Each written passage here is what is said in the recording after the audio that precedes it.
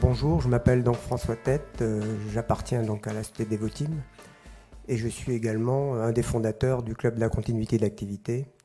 Je vais vous présenter donc un autre aspect de la continuité d'activité qui s'éloigne un peu de la partie humaine, quoique Thierry me disait que parler pognon, c'est parler humain. Donc c'est issu d'un groupe de travail interne à Devoteam dans l'innovation qui a abouti donc à travailler sur le ROI du PCA et qui a été repris. Je suis intervenu dans un groupe de travail du club de la continuité associé au CRIP, c'est-à-dire au club des responsables informatiques de production, où on a approfondi un petit peu ce que je vais vous présenter. Donc pour moi, le ROI, c'est bien donc un montant financier qui peut être gagné ou perdu en rapport avec une somme initialement fournie, investie. Ça peut être déterminé par un seuil de rentabilité et quelquefois, on parle souvent de définir une date à partir de laquelle ça devient rentable.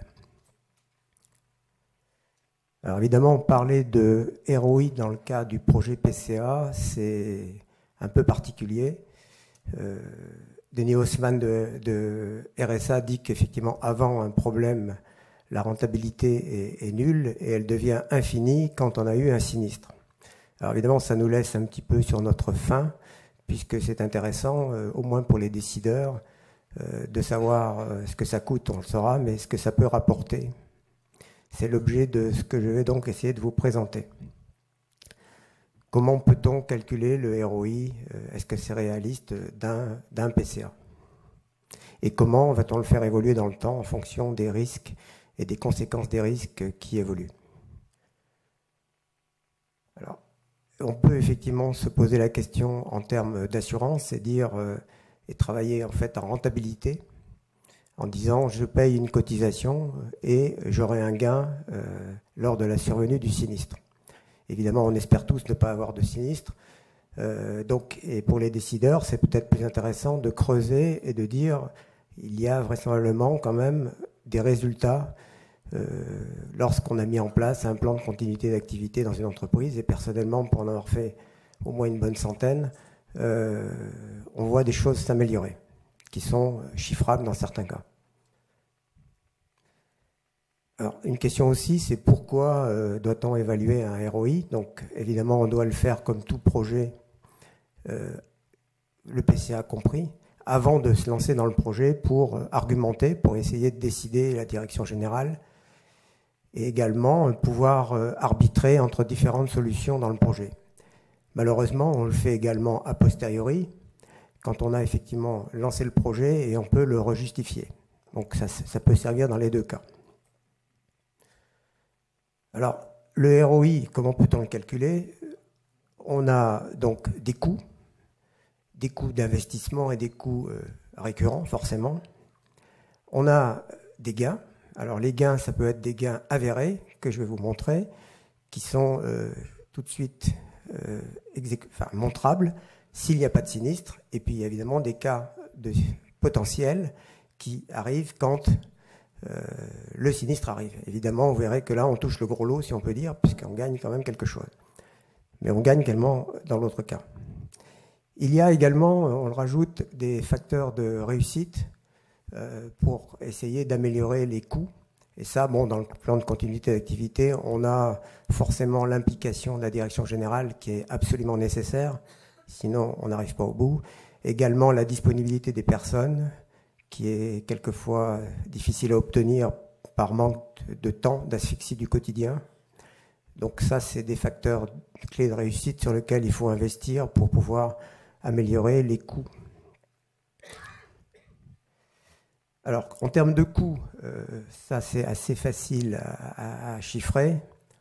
En termes d'investissement, donc on aura effectivement, en additionnant la charge de travail de construction du plan, la charge de travail nécessaire pour pouvoir mettre en œuvre tout ça et organiser le maintien, tous les coûts matériels, les investissements qui sont faits dans les solutions de secours, les coûts de logiciels et également tous les services adjoints qui sont autour.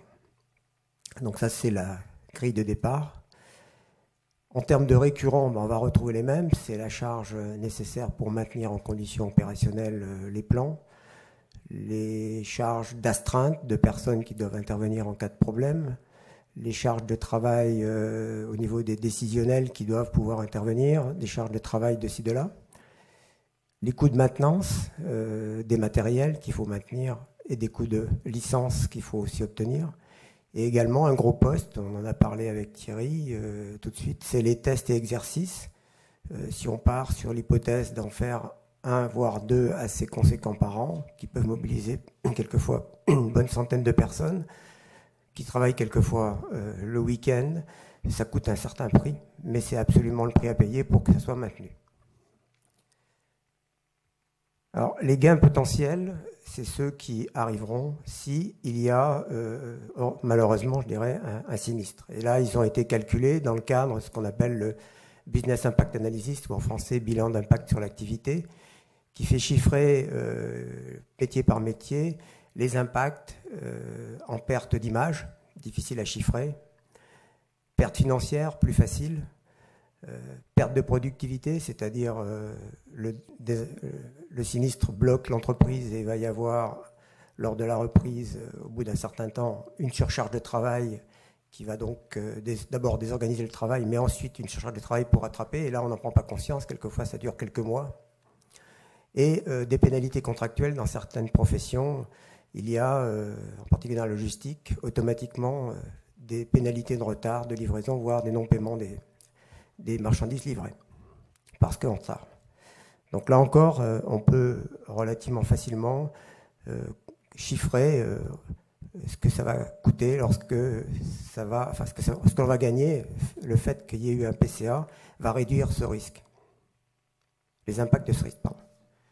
Alors les gains enverrés, j'en ai un certain nombre que je vais vous commenter. Donc il y a, je pense, j'en suis persuadé, il y a un gain de productivité grâce à une meilleure connaissance de l'entreprise, des processus.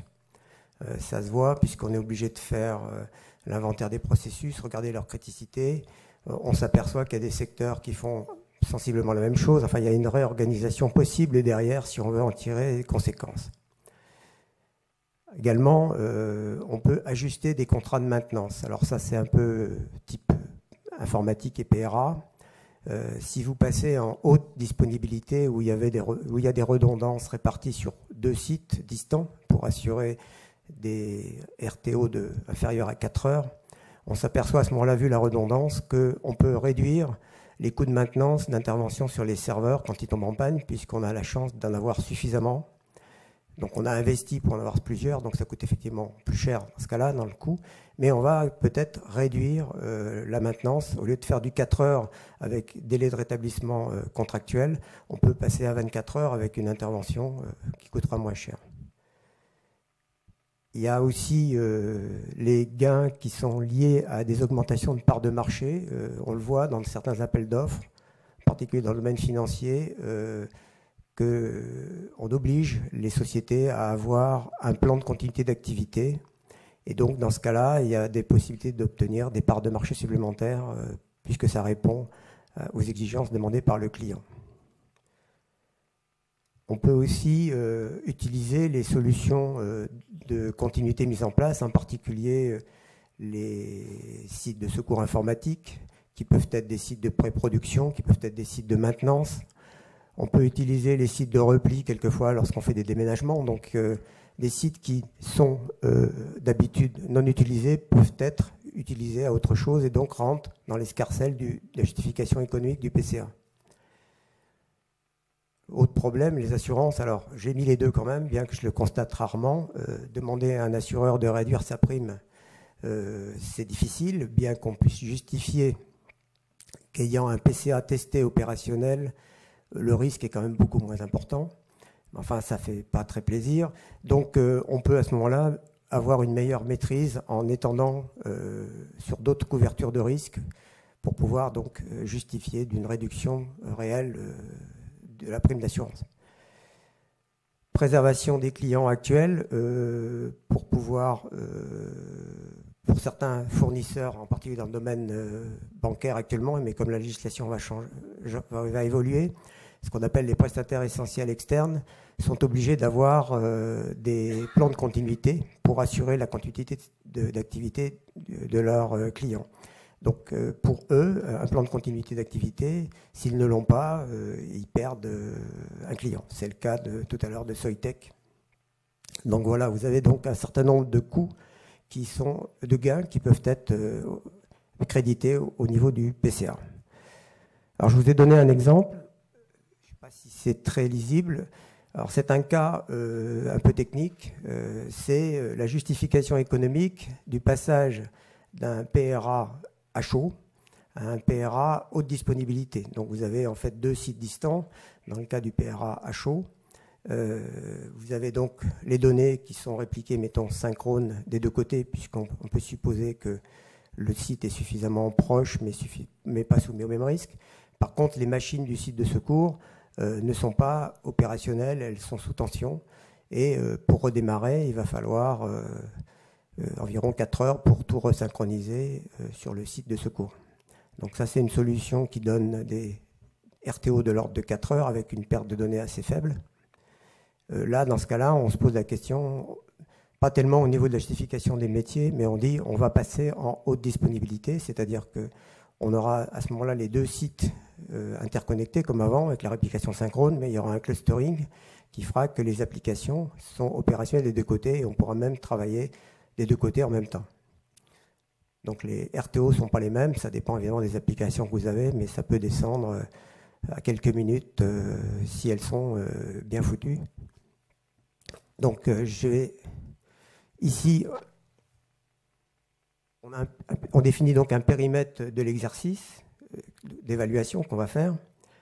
On se donne des chiffres en termes donc, de chiffre d'affaires et de coûts de la journée de travail. Ici, vous avez donc les coûts décomposés en coûts humains, logiciels et services. Alors, c'est un exemple tout à fait fictif, hein, donc les chiffres ne sont pas tout à fait réels, mais c'est pour montrer quelque chose. De l'autre côté, donc vous avez un montant. De l'autre côté, on a le récurrent, c'est-à-dire ce qu'il va falloir payer régulièrement tous les ans pour maintenir cette solution. Et puis, vous avez donc ici les gains, je ne vois pas, ça doit être potentiel, qui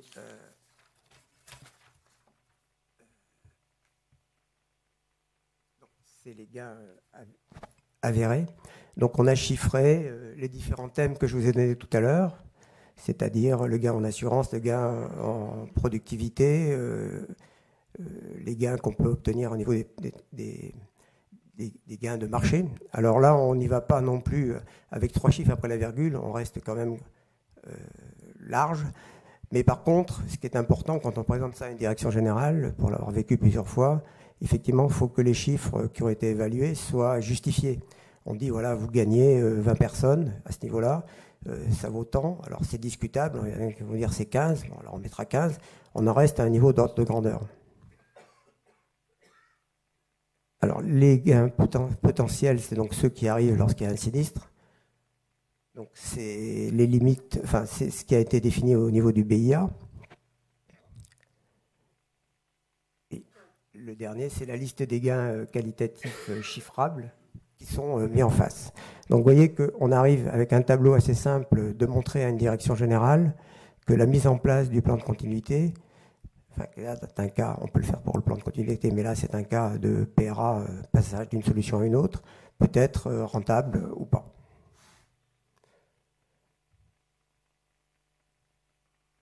Alors il y a des remarques qui viennent souvent après ça en disant oui mais quand l'activité est arrêtée pour certaines entreprises, finalement le chiffre d'affaires que vous indiquez en perte, ça n'existe pas parce que mon client est fidèle et il va attendre le lendemain pour acheter son paquet de biscuits. Bon, par contre, s'il veut louer une voiture ou jouer au golf à tel endroit, et si quand il clique là, ça ne marche pas, il va cliquer chez le voisin qui marchera. Donc il y a quand même des cas où la perte de chiffre d'affaires, elle est définitive. Bon, évidemment, il y a le cas, l'obligation d'avoir un plan de continuité d'activité qui existe donc dans le monde financier et bientôt dans l'assurance, et qui, à mon avis, d'ici 3-4 ans, deviendra, d'après ce qu'on entend dire, obligatoire pour l'ensemble des entreprises. Donc là, il y aura peut-être moins de justification. Également, quelque chose qui est dit, c'est que si le PCA est conçu pour certains types de menaces et de risques d'impact, qui sont des cas assez fréquents mais très faibles, évidemment, il est d'autant plus rentable que s'il a été construit pour le cas, la salle informatique ou le bâtiment s'écroule, parce que ça arrive très peu. Donc Alors, la question en conclusion qu'on se pose au final, c'est est-ce que l'évaluation ou la justification sert-elle à montrer que l'on maîtrise son budget au départ, ou bien à démontrer que le PCA répond réellement à la couverture du risque qui a été exprimé par les métiers? Donc c'est un choix de stratégie à avoir. Sinon, bon, j'ai cité la phrase de quelqu'un du 19e siècle qui était journaliste, qui dit « tout s'explique et rien ne se justifie ».